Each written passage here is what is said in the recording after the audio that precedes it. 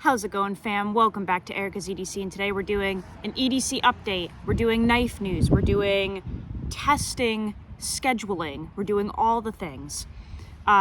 Usually I do this on Fridays. Last Friday I didn't get to because we had the kids for February vacation, so the house was just very chaotic and I really couldn't film. And then this Friday, I'm gonna be drunk. So we're gonna do it today. Today's Thursday. We got some updates on some really cool stuff. So, we're in March, a brand new month. What are we testing? Well, this. Guys, this is the dart from Northern Knifeworks, which you guys have seen on the channel before because I designed it. This is my first design with Levi, or it was my first design with Levi. We have a whole bunch now, 4 or 5. But this was the first one we ever did together, and this particular one just got here a little while ago. It's in 8670 steel, which we will talk about in a minute. But this one's pretty cool because it's plain Jane. We have no jimping, we have no harpoon, nothing. And check out the micarta on this. Look at how beautiful that is.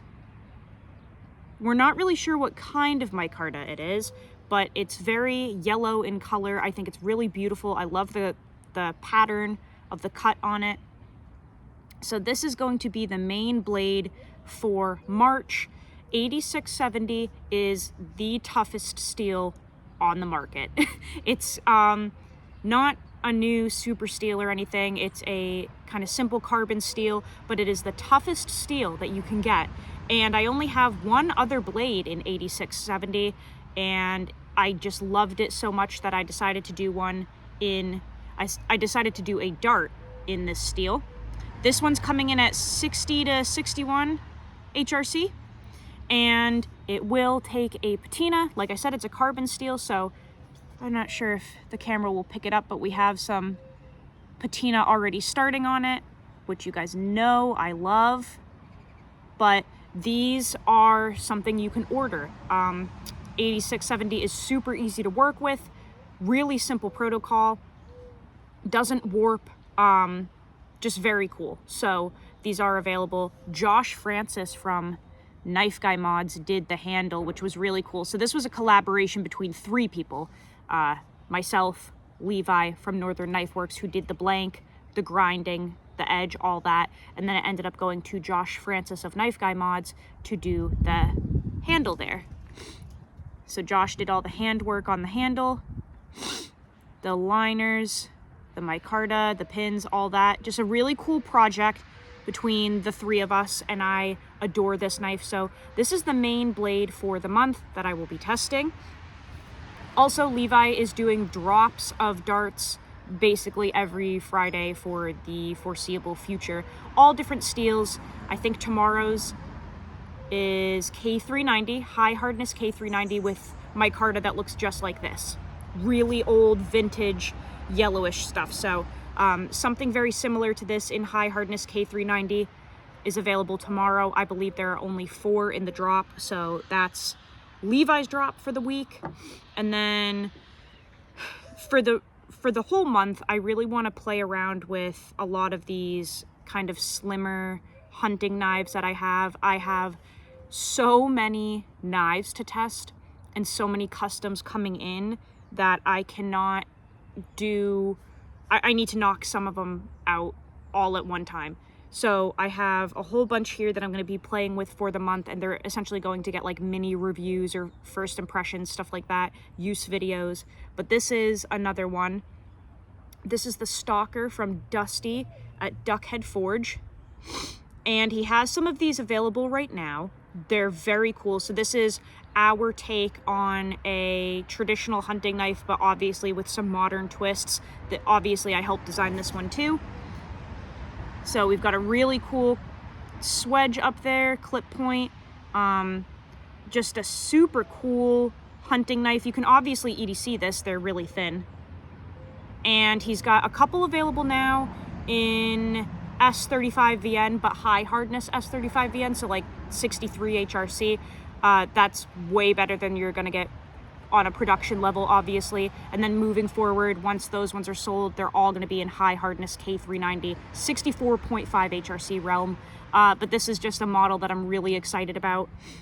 Very cool. I think it looks really badass. I love the angles on it, the pinch grip, just a super cool knife.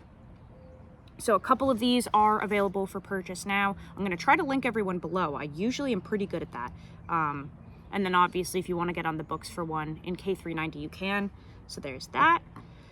Next up, this beaut.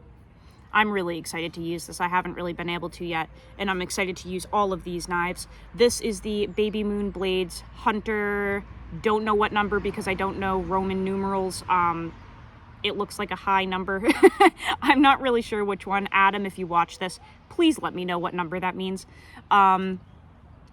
CPM 154, 63 HRC, nice and hard. I love that.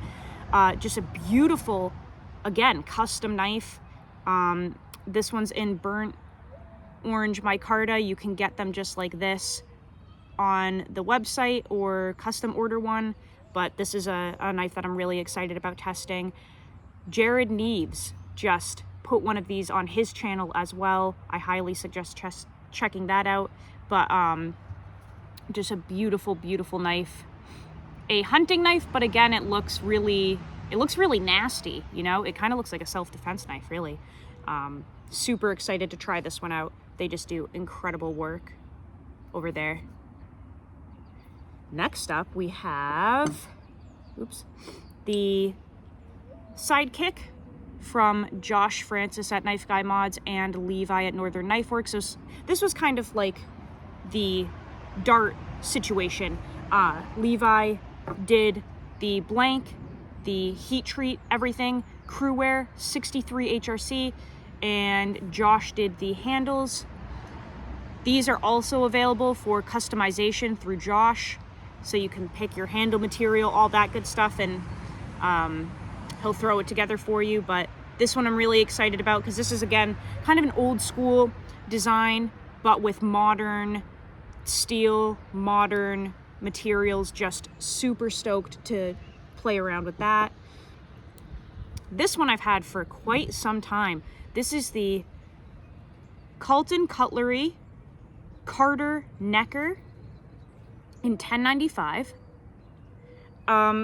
This is a really cool one. So this originally came with, I want to say, walnut scales, and I just thought it could use a little bit of a facelift, some color, if you will. So Josh put these really cool G-Carta scales on for me with some G10 liners. Just gave it some color, nickel pins there, just kind of spruced it up for me. I've had this for a while. I've been wanting to get more footage of it. I have a sharpening video on it, but I just want to get some actual like footage using it too, so I'll be playing around with this one. But Joe is just an absolute legend. He likes working with a lot of carbon steel. He likes working with 1095, 52-100, I think 5160, 440 stainless, stuff like that. He's just like an old school maker, and I respect him so much. You guys know I'm a little more on the side of the community of like thin, hard super steel for the most part. You know, there are like, unfortunately, there is division, severe division, which, you know, is in any community or hobby, I think. And it doesn't have to be a bad thing per se. I'm kind of on the side of like super steel, high hardness, thin geometry, science, improving things, innovation, stuff like that, not being stuck in like the old ways per se. And Joe isn't like stuck in the old ways or anything. He just literally enjoys these steels. It's just what he likes. He was on Forged in Fire. He's kind of more of like an old school maker, which I so appreciate and respect. Extremely talented, just someone that everyone should respect and look up to. He's one of like almost like the elders of the knife community, if you know what I mean. So I'm really honored to have one of his knives. and I'm super excited to play around with it. I totally respect anyone who likes working with the simple carbon steels, as long as they're like in real life about it. You know what I'm saying? Like, there are some people that only use 1095 and they're like, 1095 will outperform 10V any day. And it's like, I can't deal with that because it's just like ridiculous. But people that are like in reality and are like, no, I know it's not like the best steel ever or anything, but I literally just like working with it. It's what I'm comfortable with. I have a heat treat dialed in for it. I've been working with it for 10 years and it's just what I enjoy. Like, I can appreciate that all day, every day, and support that. So Joe's one of those makers that is just, he likes what he likes. He's good at what he does. You can tell his knives are crazy thin. He understands geometry. It's just a home run for me, and Joe is one of those people that I just admire so much. So playing around with his Carter Necker as well this month. And then another maker who I don't think you guys know of very well, Todd from Goathead Knives. I've had this knife forever. And when it got here, it had red G10 scales. You guys know I'm really picky about my colors. I literally like natural micarta and orange. Red, not totally my jam. Girly colors, not too much. I'm appalled that I even have this. But it came with red G10 scales that were stunning, but not totally my thing. So Josh did a rehandle on this one as well. I don't know what the name of this pattern is. They're all from GL Hansen and Sons for the most part, like the G Carta stuff. But we threw this on here. Kind of looks like Grandpa's sweater vest, but I love it. I think it looks really nice. Orange liners. This is in Nitro V at 62 HRC. Just another cool, slim trapper style knife. Beautifully made. Todd does phenomenal work. I really want to get his stuff on the channel more because it's just stunning. But this is his trapper model. Love the crowned jimping on it. So we'll toy around with this one a little bit. Look at that stonewash finish. Just a stunning, stunning knife. Very slim. They're all kind of hunting knives. I think I said that, but yeah, they're all kind of like trapping, bird and trout hunting knives. Love those. And then the last one, you guys are going to be like, wait, what? I've had this one forever and I have a little bit of content on it. This is not a custom, obviously. This is the ESEE CR 2.5. The reason I have this in the lineup is because this is supposedly a bird and trout knife. I've had it for a while. It's a tiny little thing. So tiny. I believe the 2.5 stands for the blade length. I think it's only 2.5 inches long, but this is apparently a bird and trout knife. I could see it being a bird and trout knife if it wasn't as thick as your mom. Like, usually bird and trout knives are super thin, borderline flexible, because birds are small and like processing them is a very kind of delicate task. So I'm not sure why this is a bird and trout knife with it being a sharpened pry bar, but nonetheless, it's a cool little blade. I do have some content on it, like I said, but I wanted to throw it in the mix just to see kind of how it fares with these knives. I do love the handle on this, super comfy, tiny little thing. You can throw it right in your pocket. I actually made a pocket sheath for it quite some time ago and waterproofed it and everything, but this is just a sheath I made to match it.